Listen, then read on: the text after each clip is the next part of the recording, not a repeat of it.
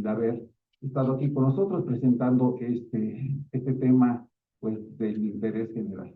Muchas gracias. Héctor. Gracias, Armando, y gracias a quienes están aquí, quienes están conectados. Vamos a dividirnos el tiempo de presentación. No queremos ser demasiado extensos, ninguno de los dos.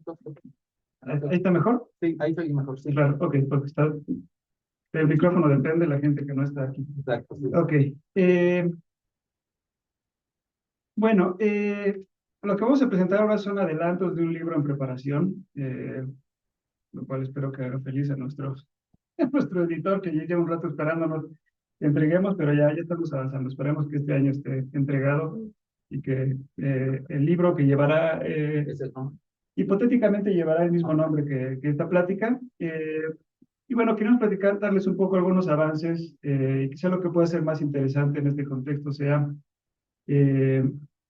dada la visibilidad pública que ha tenido el problema del plagio, por el perfil que han tenido muchas gentes acusadas de plagio recientemente, queríamos ofrecer algo que no es solamente un catálogo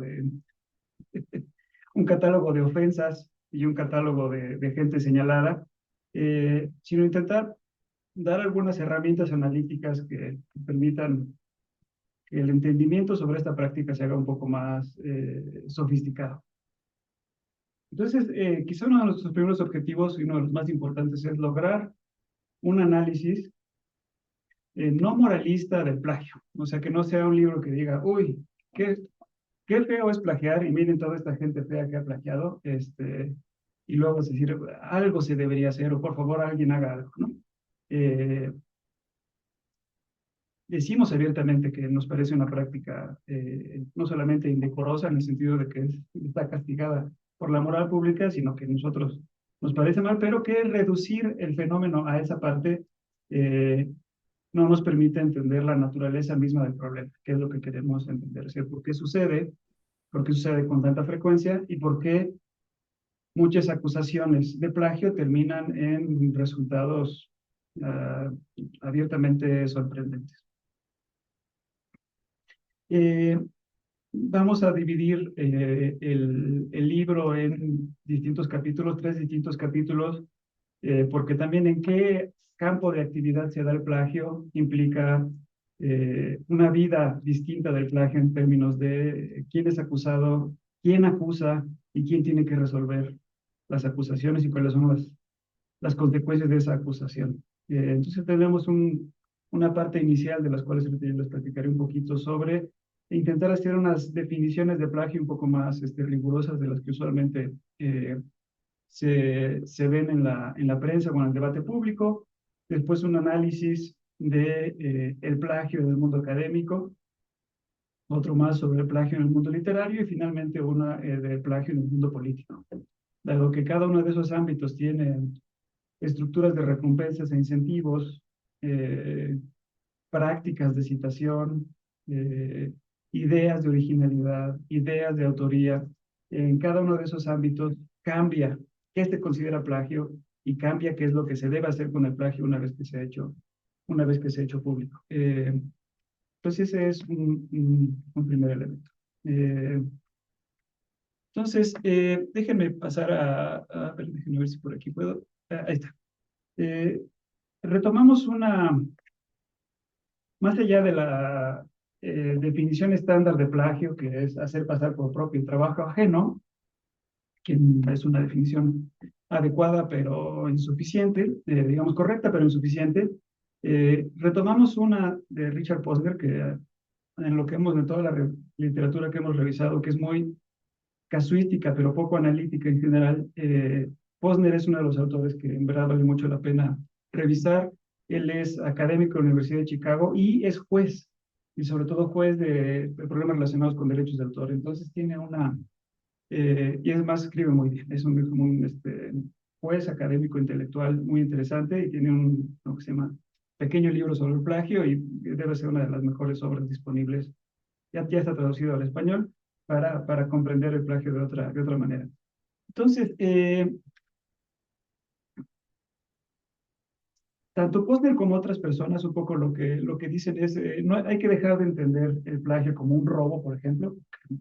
Este, a quien le roban una idea no se queda sin la idea, entonces no es que plagiar sea igual que robar. Enfatiza, como otros han hecho también, incluido en México, esta idea de que el plagio es sobre todo un fraude, es una forma fraudulenta. ¿Y en qué consiste esa forma fraudulenta? Bueno, es una copia fraudulenta y sin consentimiento del copiado. Esa sería una parte muy importante.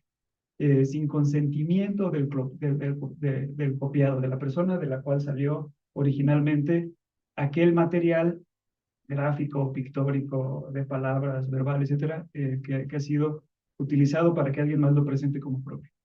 El fraude proviene de copiar sin reconocerlo aspectos de una obra para que los lectores piensen que son un invento o descubrimiento del plagiario. Entonces aquí hay varios elementos importantes. Uno es el elemento de ocultar el origen, ocultar premeditadamente el origen, y otra es cuáles son las expectativas de los lectores. Entonces ahí Posner pone varios ejemplos interesantes. Eh,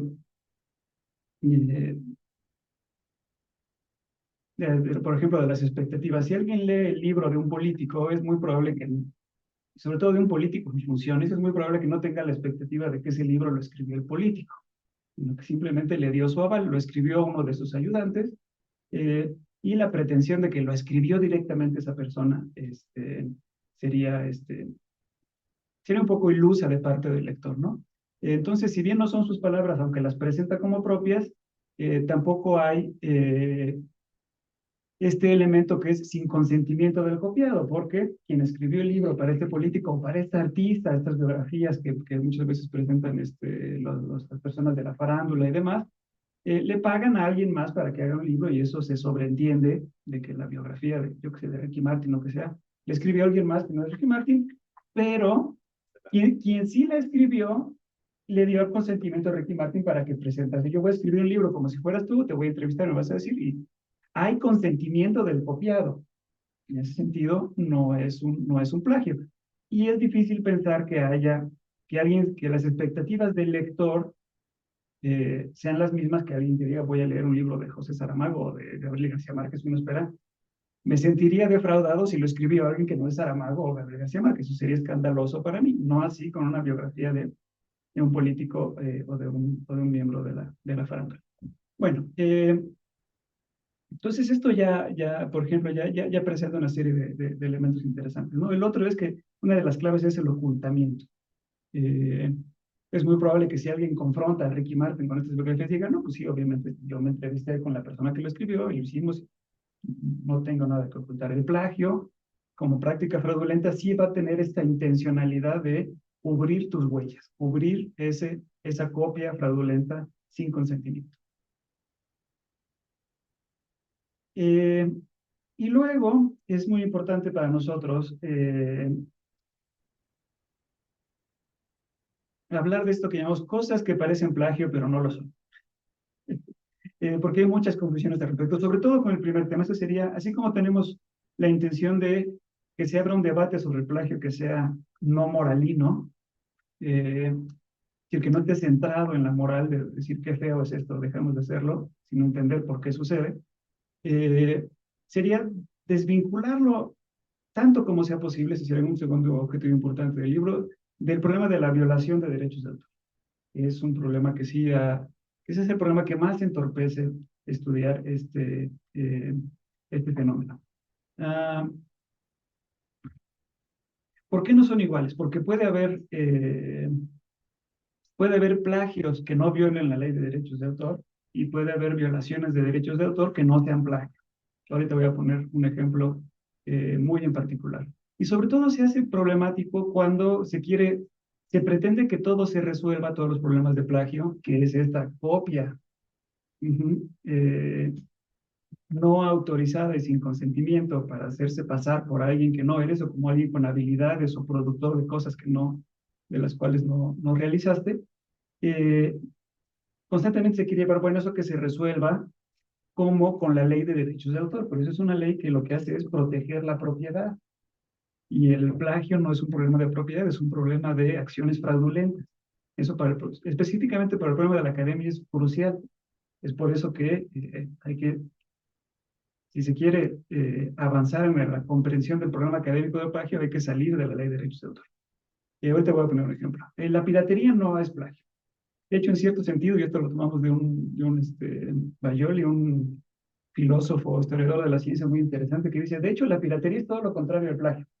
En el sentido de que el pirata viola las leyes de derechos de autor porque hace una copia no autorizada en términos de derechos de autor de quien quiera que tenga el copyright de una obra, pero lo que quiere decirte es que legítimamente esto que yo te estoy vendiendo es de esta marca. O sea, una bolsa Louis Vuitton pirata, lo que quiere el pirata es convencerte de que sí es de Louis Vuitton, que sería muy distinto a plagiarse un diseño de Louis Vuitton, porque lo que no sería es, mira, esto lo diseñé yo, ¿no? Le estoy quitando la autoría a alguien más. Aquí lo que quieren es convencerte que quien no lo autorizó, de hecho, sí lo autorizó.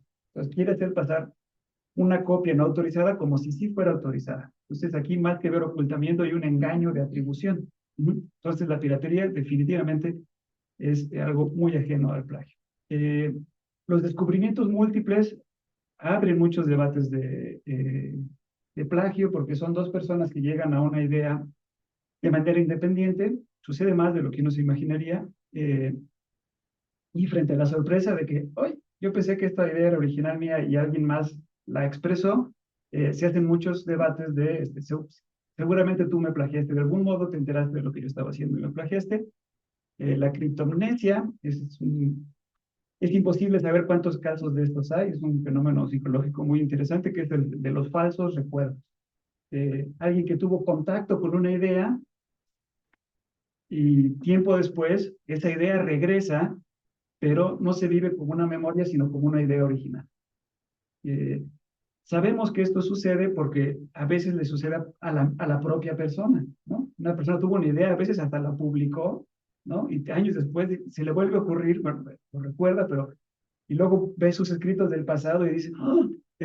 Ya lo ves. Ya lo había escrito. Es el falso recuerdo, la criptonesia. Olvidé, ¿no? O sea, pensé que el recuerdo lo viví como una idea original. Entonces, aquí lo ilustramos esto con una cita de Sigmund Freud, donde reconoce con una conversación que le manda una carta, dice, oye, aquí hay una cosa sobre la represión sexual que está muy interesante, la deberíamos considerar. Y le contesta en la carta, oye, hace 2 años yo te dije esa misma idea y me mandaste a volar, no me hiciste ningún caso. Y cuenta ahí Freud en su escrito, durante toda una semana estuve pensando y en efecto ya recordé que sí tuvimos esa plática y que él era el autor de esa idea que a mí, yo pensé que se me había ocurrido, pero simplemente ya no la tenía registrada. Pero por supuesto, por su propia naturaleza es difícil documentar qué tanto sabe. Y luego el caso de los plagios accidentales. Ahorita, si quieren, ahorita regreso a ese, que es el que se lo ponemos como con signos de interrogación, ¿no?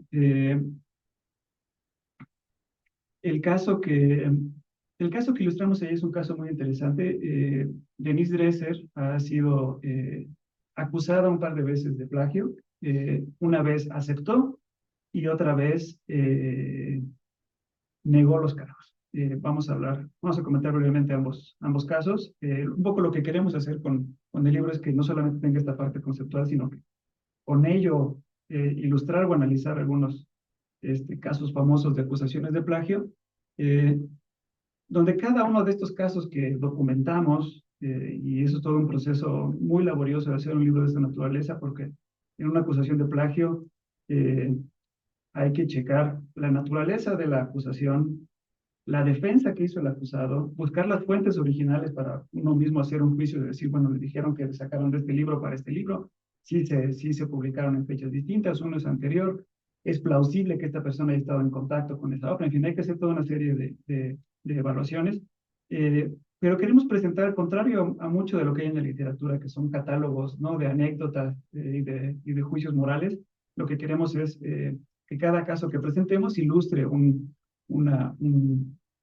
concepto analítico. Entonces ahí Jorge Chabat del CIDE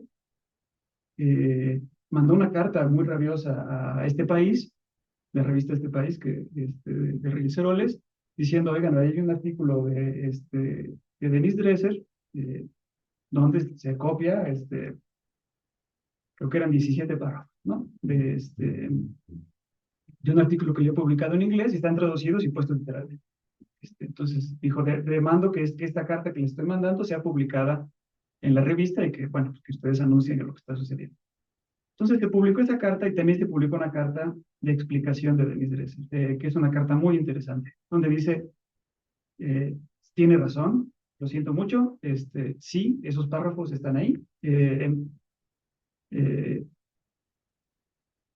dice, tenía tantas notas que ya se me confundió cuáles eran mías y cuáles nada más eran notas, y pues se mezclaron en el texto y pues, chin, qué mala onda, ¿no? Yo le pido una disculpa, lo siento mucho, y lo que es más interesante de la carta es que dice, ese es el problema del chambismo, así lo dice literalmente, dice, cuando eres, lo dice literalmente así, ese es el problema de cuando eres académica en la mañana, consultora en la tarde y columnista en la noche.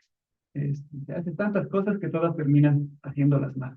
Entonces, es una cosa bastante creíble, ¿no? El chambismo como explicación de gente que tiene que escribir mucho, que le piden demasiadas opiniones y que cae en esto. Pero vaya, la explicación es se me mezclaron las fichas. Ahora, ahí viene una parte muy interesante de cuando uno analiza las excusas del plagio, porque Chabad dice, el párrafo de conclusión del artículo de Dresser es un párrafo textual de mi propio texto. Entonces, eso es cuando uno tiene que valorar. O sea, primero, uno tiene que valorar las dos fuentes. Ves el artículo de Chabad, ves el artículo de Denise Dresser, si en efecto hay párrafos idénticos, si en efecto se publicó antes lo de Chabad, está ahí. Entonces, de que hay una copia, eso es, pero esa copia fue de qué tipo de naturaleza es, de acuerdo a la explicación que da el acusado de plagio. Y uno dice, bueno, qué tan creíble es la excusa cuando, si qué tipo suponiendo que fue un descuido, ¿de qué naturaleza es el descuido? Que tu párrafo de conclusiones es una cita textual del plagio. Entonces, ahí es donde uno dice, la valoración de esa excusa, vaya, uno tiene que pues poner ahí su propio juicio. Pero es mucho más complicado, pues vaya, comprobar si hubo una copia puede ser laborioso, pero uno va sobre seguro. Ahí están las fuentes, ahí está la copia, aquí lo puedo ver, te puedo dar. Hacer un juicio sobre la excusa que pone el acusado de plagio, eso ya es un terreno bastante más pantanoso.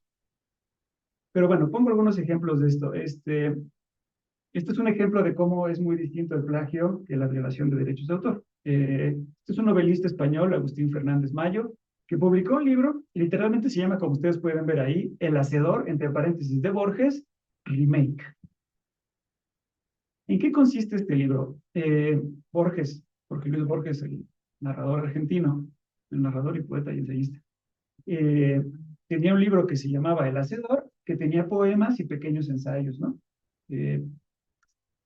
De cada uno de ellos, del título de cada uno de ellos y del tema de cada uno de ellos, Agustín Fernández Mayo hizo con el mismo título y con la misma secuencia una reimaginación de esos temas.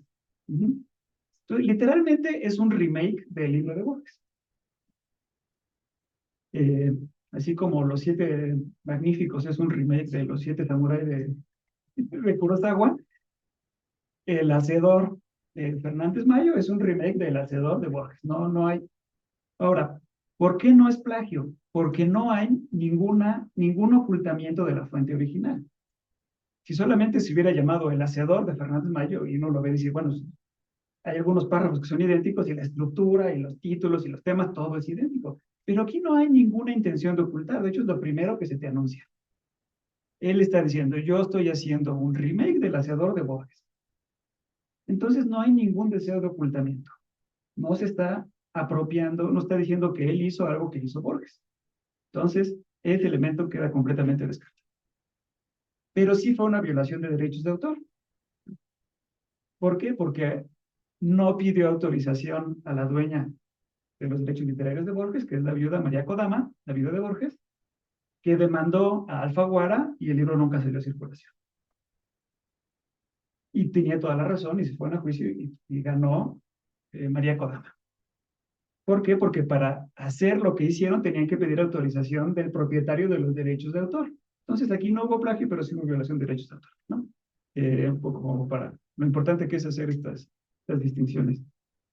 Aquí un caso que fue en los años 80 relativamente célebre, de casos de descubrimiento múltiple, que luego es difícil eh, de valorar, pero fue una disputa, de pronto en la revista Vuelta, Octavio Paz mandó una carta, bueno, se automandó porque él era el director de la revista, una carta súper rabiosa, publicó en su revista una carta muy rabiosa diciendo, el historiador Elías Trabulce se robó mi interpretación del primero sueño de Sor Juana. Y si yo había dado un curso en Harvard sobre eso, dice, esa interpretación no se ha dado en la literatura de Sor Juana, ha habido menciones, pero ningún tratamiento sistemático, que fue lo que yo hice. Lo hice en Harvard, lo hice en mis conferencias en el Colegio Nacional, y estoy preparando un libro. Esto fue antes de que se publicara Las trampas de la fe de Octavio. Y después de que había dado esas conferencias en el Colegio Nacional, que fueron públicas, que estuvieron grabadas, etcétera, etcétera, etcétera, publicó una antología, Elías Trabulce, uno que se llamaba Florilegio, que era una antología de textos de Sor Juana, con una introducción, con un prólogo, que contenía esencialmente el mismo tipo de interpretación sobre los orígenes, la influencia del hermetismo en la poesía de Sor Juana, particularmente en el primer sueño. Entonces, Octavio Paz dice, esto es un superplagio, y este señor, pues es un ladrón, ¿no? Siguiendo con ese vocabulario que utilizo mucho, aunque es incorrecto de que el plagio es igual a robar. Y fue muy interesante porque Elías Trabulce dice, mire, la verdad yo no fui a esas conferencias, no tenía noticia, yo he leído estas fuentes, y yo he estudiado mucho a Sor Juana, pues, muy bien el mundo intelectual de, de la colonia, llegamos a la misma idea por distintos caminos de manera independiente. Y en eso consistió el debate. Luego estuvo muy interesante porque viejos profesores de Trabulce, como Mundo Borman y otros historiadores de muy alto calibre de aquí de la UNAM se metieron y luego se hizo ahí un debate entre prácticas académicas y partes de prácticas literarias, pero el medio del asunto es quién tenía la prioridad, o sea, quién lo descubrió primero, que ahí no había duda. Octavio Paz llegó primero a esa interpretación, a esa idea. El problema era, había tenido o no contacto Elías Trabulce con esa idea. Y en eso consistía el debate. Aquí nuevamente, aquí uno, a posteriori, uno tiene que hacer un juicio, es decir, es plausible imaginarse que Elías Trabulce, como historiador de la colonia, un historiador de las ideas, llegar a esa, independientemente de su interpretación, es plausible, es plausible. Es decir, suena un poco menos imposible que otras defensas de plagio. ¿Podemos saber a ciencia cierta? Pues no, es prácticamente imposible. Más ahora que ya Trabulce se murió y no creo que haya dejado ninguna confesión ahí. No dejó ningún sobre cerrado explicando cómo estaba la cosa, ¿no? Pero vaya, es posible que este no haya sido un caso de plagio, posible únicamente, sino un caso de descubrimientos múltiples. Otro elemento importante a destacar es el problema del autoplagio. El autoplagio puede ser una práctica posiblemente fraudulenta, pero es distinta, porque no hay esta cosa de que te apropies del trabajo de alguien más. Simplemente haces pasar por original un trabajo propio que no es original. Pero no, en su naturaleza es distinto porque falta el elemento de apropiarse del trabajo de otro, que es una parte crucial aquí. Entonces, todos estos debates como esto que, en unas acusaciones que se hicieron hace unos años contra Sigmund Bauman, de decir, pues estos libros están llenos de repeticiones de muchísimos párrafos, sin decir que en realidad vienen de libros o de textos ya viejos, ¿no? Un poco, ahí sí, lo que está presente, lo que sí comparte con el autoplagio no reconocido, es hacerle creer al lector que está leyendo algo nuevo cuando en realidad está leyendo algo que digamos, este es el problema el famoso problema que en academia es muy recurrente de los refritos.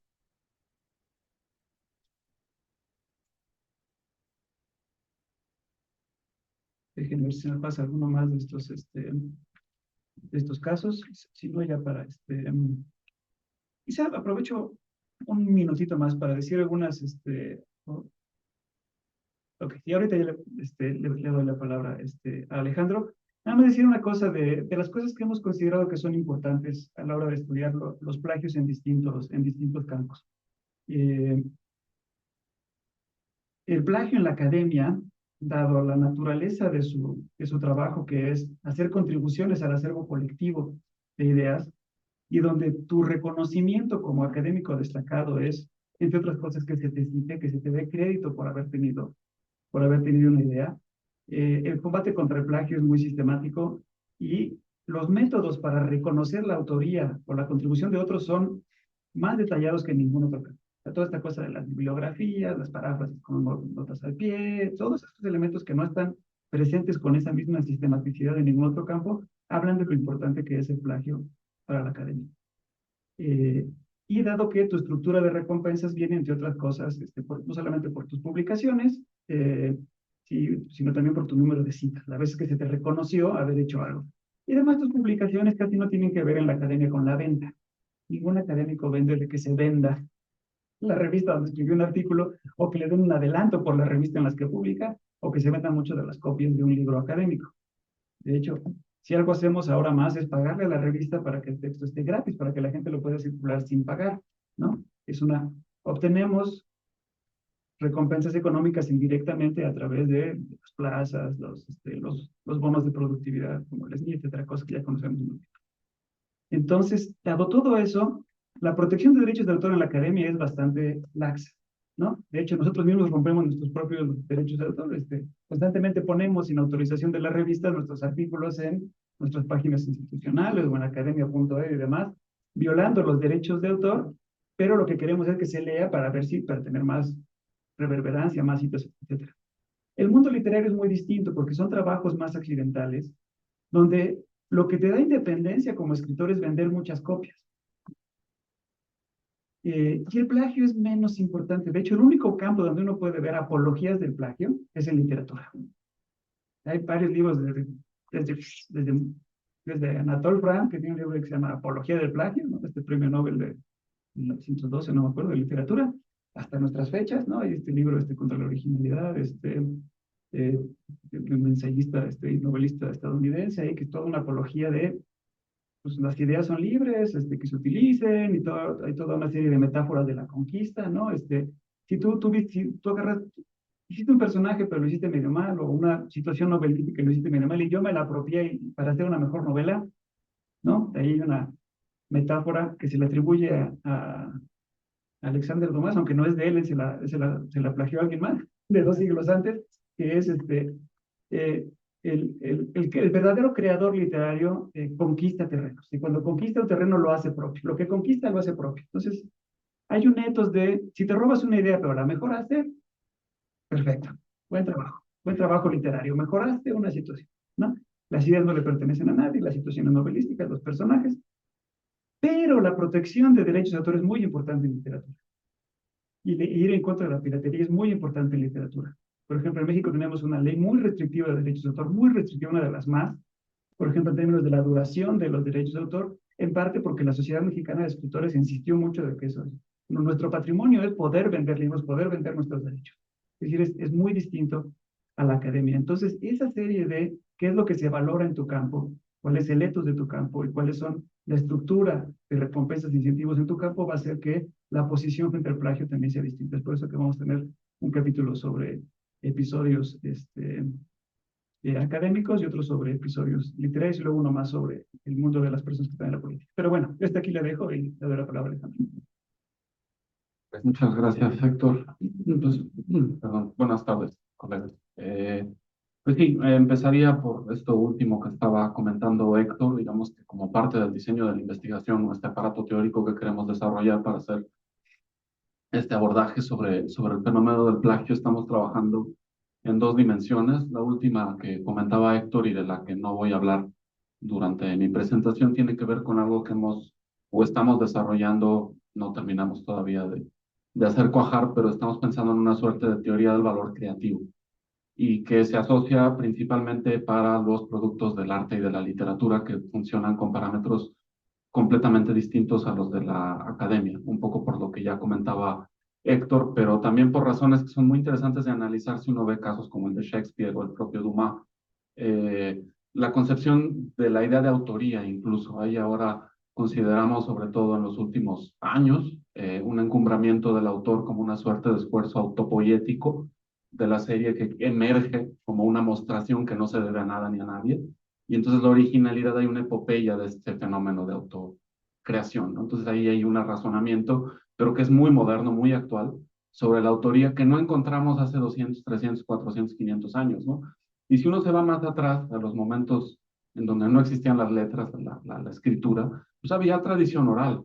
Y es imposible rastrear en el Gilgamesh, en la Bhagavad Gita, quién iba agregando cosas y en qué momento, cuando lo que había era la repetición y predominaba el carácter de transmisión. Obviamente no nos vamos a ir tan atrás, pero hay elementos de esta teoría del valor creativo que nos interesan justamente para dar un abordaje un poco más diferenciado al tema de la literatura y del arte. Lo que sí tenemos un poquito más pateado y que queríamos compartir hoy con ustedes tiene que ver de nueva cuenta con el tema del plagio en la academia.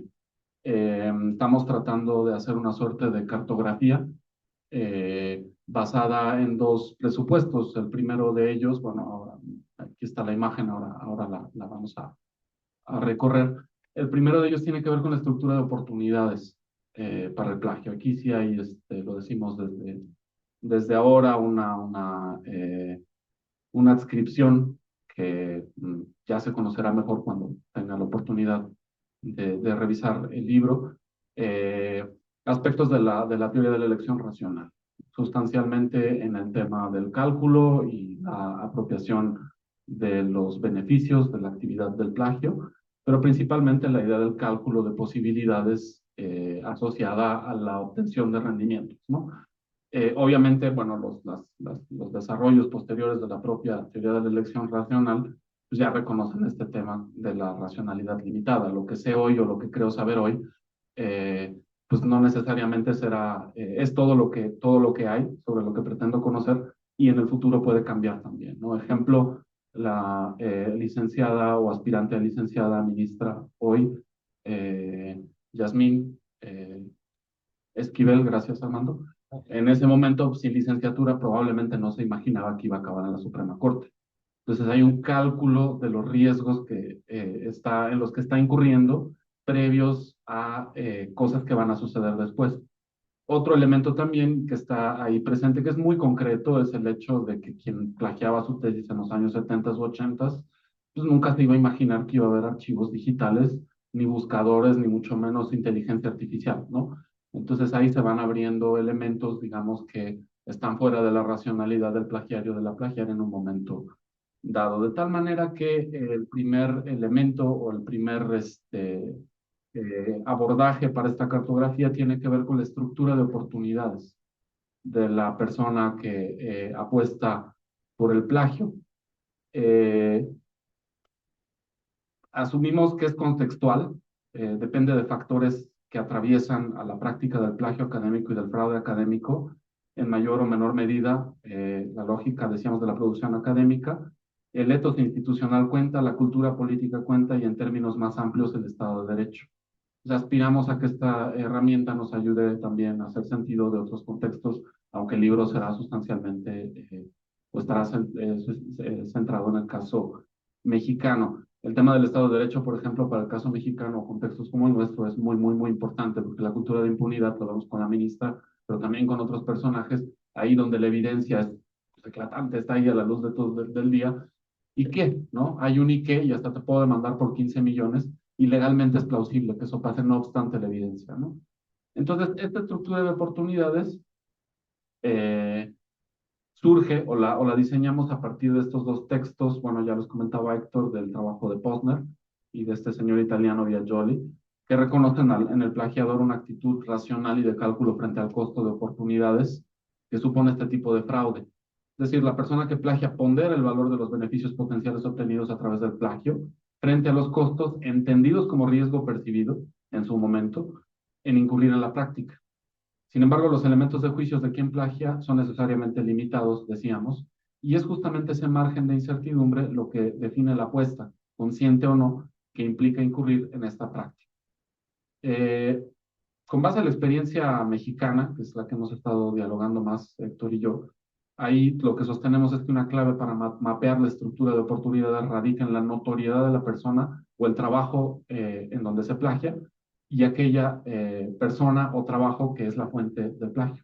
Entonces aquí elaboramos esta tipología en donde el eje de las abscisas, la X, es la visibilidad de la persona plagiaria, que puede ser baja o puede ser alta, y la visibilidad del trabajo de la persona plagiada, que puede ser baja o alta. Y de esta tipología obtenemos 4 idealtipos, subrayando el hecho de que son idealtipos. Obviamente la realidad tiene muchos tonos de grises, pero nos ayuda de alguna manera a tener elementos para abordar el problema que es complejo en sí. Cada uno de estos cuadrantes se asocia al riesgo. Riesgo medio, decimos en el A, riesgo alto en el D, riesgo bajo en el B y riesgo medio también en el C. Entonces, el primer plagio es el plagio encubierto, donde la visibilidad de la persona que plagia es escasa, pero la visibilidad de la persona plagiada es alta. Esto pasa mucho con nuestros estudiantes, con nuestras estudiantes, ¿no?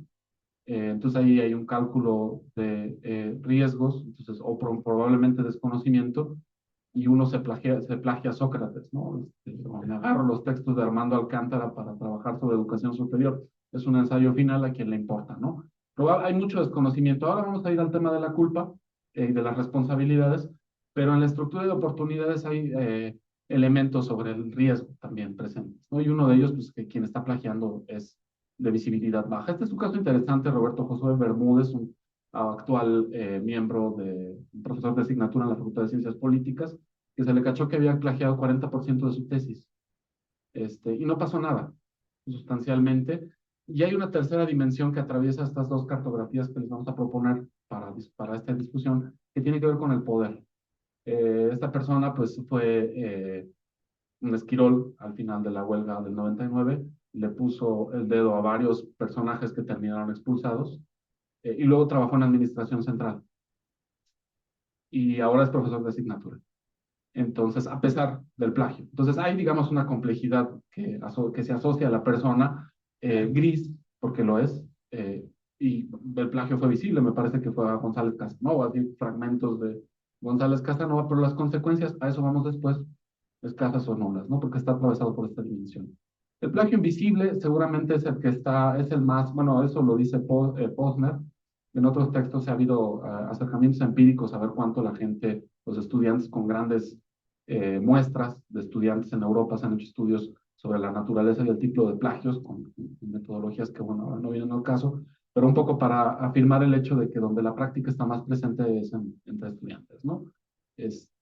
Y que, bueno, ahí hay un tema también que ahora vamos a ver con el tema, con el de las responsabilidades, sobre lo que se hace en este momento, que es formativo para afrontar este tipo de prácticas, ¿no?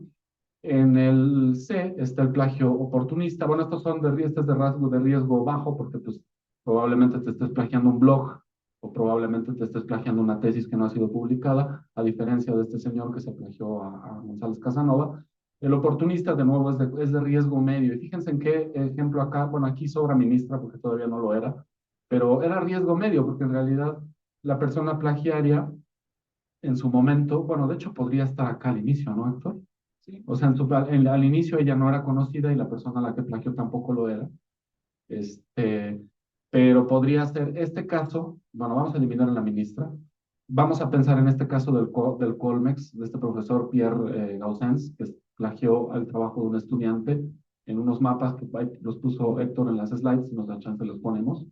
Y en realidad ahí también entra en juego la simetría, en esta visibilidad. Yo soy un gran académico, dirijo grupos de investigación, publico, me entrevistan a la prensa, y tú, estudiante que trabajas para mí, pues simplemente no eres nadie. Entonces yo me puedo permitir con esta estructura asimétrica de valerme del trabajo del otro, publicarlo como propio, ¿no? Aquí este es uno de los casos que analizamos, que también es interesante por sus consecuencias, pero lo importante en este caso es que es medio el riesgo, pero hay mucha asimetría, ¿no? En esta situación. Luego, bueno, está el sin miedo al éxito, que aquí llamamos plagio temerario, ¿no? El riesgo alto, ¿no? Este es otro caso particular. Bueno, en literatura, el plagio de Neruda a los textos, a los versos de Tagore. Pero bueno, está el caso del libro de Dresser y Jorge Volpi. ¿Cómo se llamaba el libro? Era una adaptación de una suerte de manual un poco churriguresco, está por ahí, que también está borderline entre si era plagio o no, porque el autor americano en realidad hacía este formato de divulgación de la política estadounidense y lo vendía como una suerte de franquicia.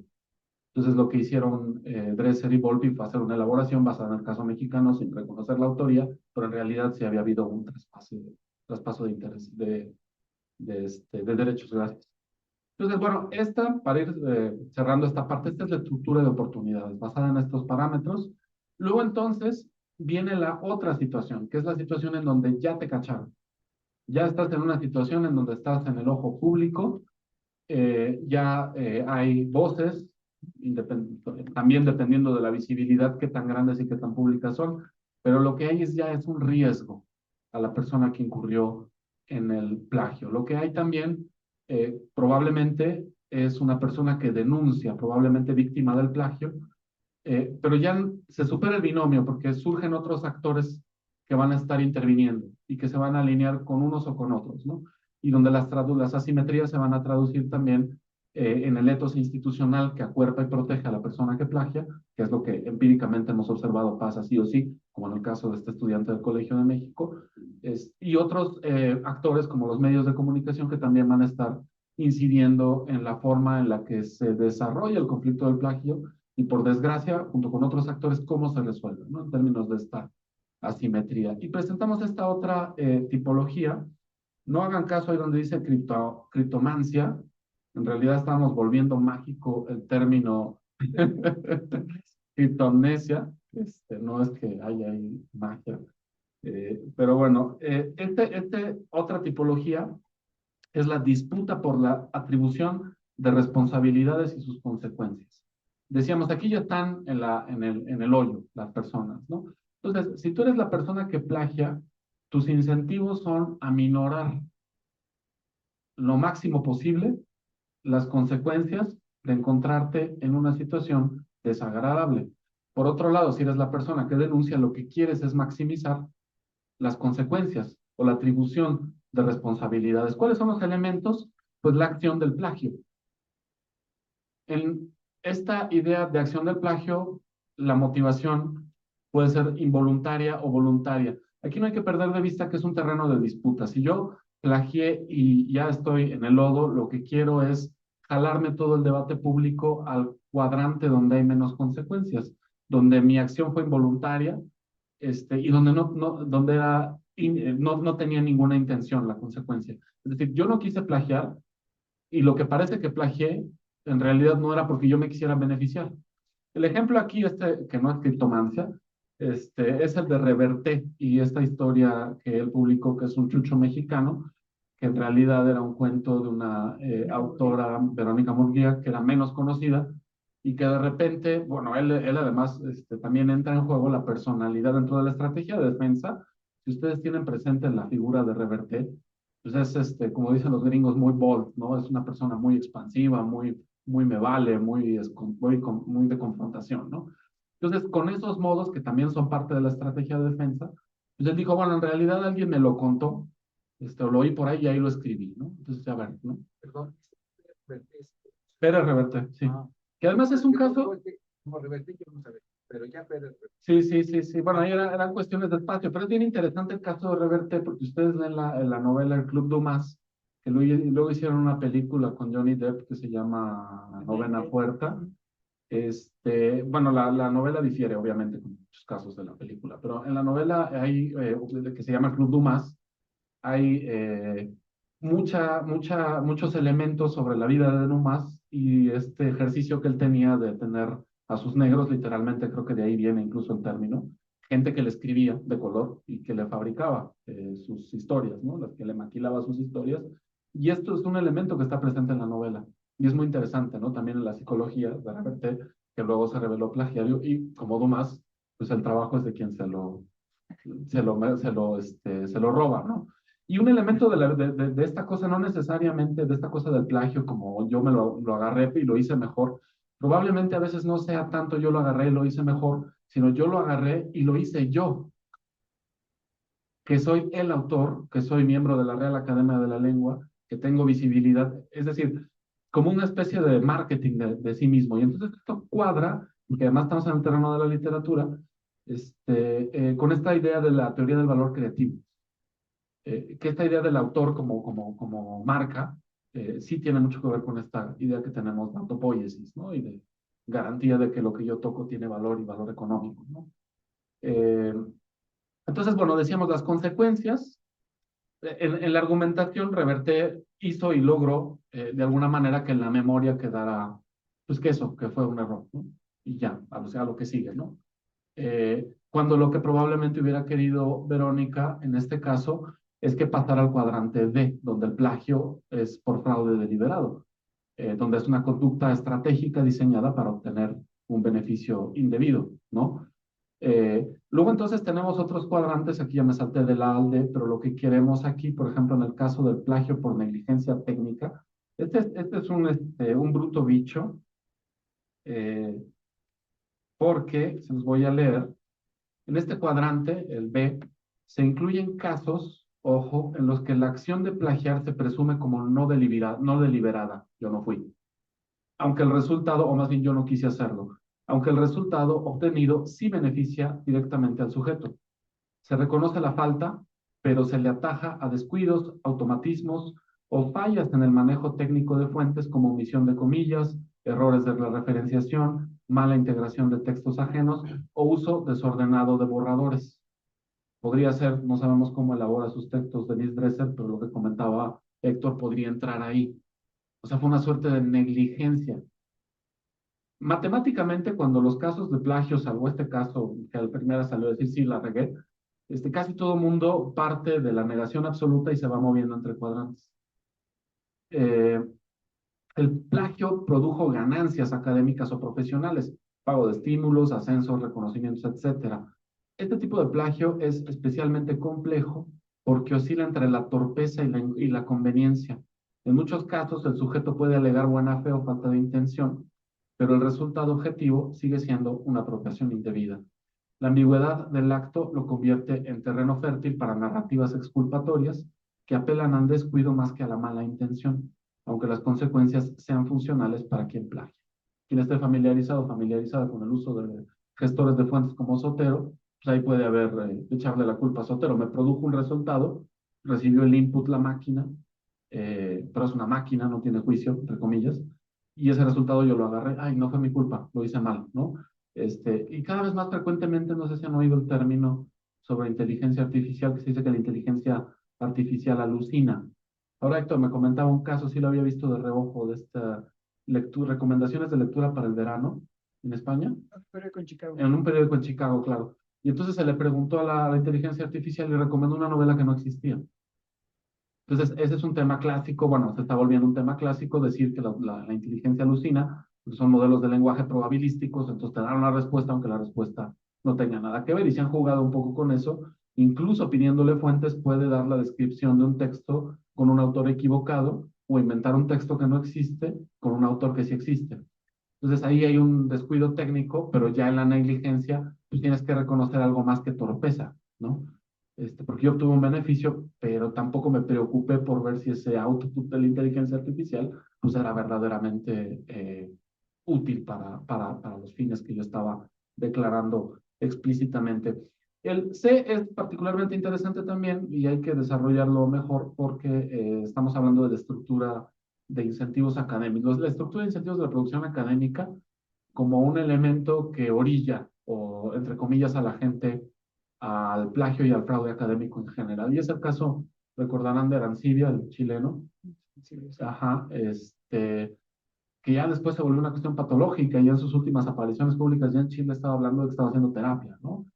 Pero era un increchendo de mentiras, de plagios que además en el cuadrante anterior pues eran visibles, ¿no? Entonces, si siquiera sin miedo al éxito, ¿no? Y el argumento al inicio, pues es que tenía tanta presión, hay que publicar el Colmex, ¿no? Regresado de Colmex Era, a trabajar en la Universidad Nicolaita ajá. de Michoacán. Entonces, pues esto, te alude a la estructura de incentivos como la culpable. Es decir, ya me cacharon, no fue mi culpa, es que tenía que producir o me iban a correr, o me iban a quitar el estímulo, ¿no? Eh, Se alude a la idea de que el acto de plagiar es voluntario, sí lo es, pero se arguye que sus consecuencias no son plenamente buscadas, ya que se deben a mecanismos de coerción institucional y no a la voluntad del plagiario. Si bien puede ser verdad que su incumplimiento tiene consecuencias negativas, despido, retiro de incentivos, amonestaciones, etcétera, acatar también acarrea beneficios. Y en el caso de Arancibia, pues también había un tema de prestigios, ¿no? Y otros. El sujeto actúa conscientemente, es decir, sabe que está tomando contenido ajeno sin atribuirlo. pero lo hace como respuesta a presiones externas, políticas institucionales de productividad, evaluaciones cuantitativas, plazos imposibles, etc. El plagio no es un fin en sí mismo, sino un medio forzado subrayo, para cumplir con exigencias del sistema académico. Se trata de un tipo de plagio, y ya vamos cerrando, que se produce en contextos de coerción estructural, donde las condiciones materiales y simbólicas del trabajo académico, precariado, simulación, competitividad, sobrecarga, empujan a prácticas deshonestas. Clave, hay agencia en la acción, pero también hay limitaciones severas para elegir otra vía, lo que abre una zona gris sobre la distribución real de responsabilidad, ¿no? En fin, luego está, pues obviamente, el plagio deliberado, pues, que de nueva cuenta es una estrategia diseñada para obtener beneficios indebidos, y ahí no hay salida. Estamos hablando de este canciller alemán, y ya con este ejemplo cerramos, de apellido para mí impronunciable, Gutenberg, no era el de la, no era el de la imprenta, es verdad, no. Bueno, este señor, ministro de Defensa alemán, primero le dijeron, oiga, señor, usted está autoplagiando su tesis, y empezó justamente hablando de negligencia técnica, literal, si ustedes van a revisar el caso, me equivoqué con las citas, y luego en el increchendo fueron apareciendo otros trabajos que él había plagiado hasta donde fue, hasta que fue evidente que lo que había ahí era un plagio por fraude deliberado. Y bueno, hablando de lo contextual que atraviesa, sea la estructura de incentivos, que la disputa por la atribución de responsabilidades, en Alemania, a diferencia de México, pues se le obligó a renunciar al cargo, ¿no?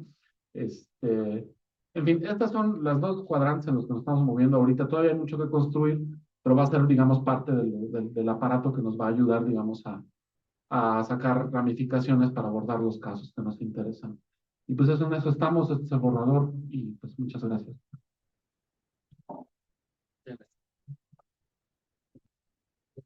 Sí, claro.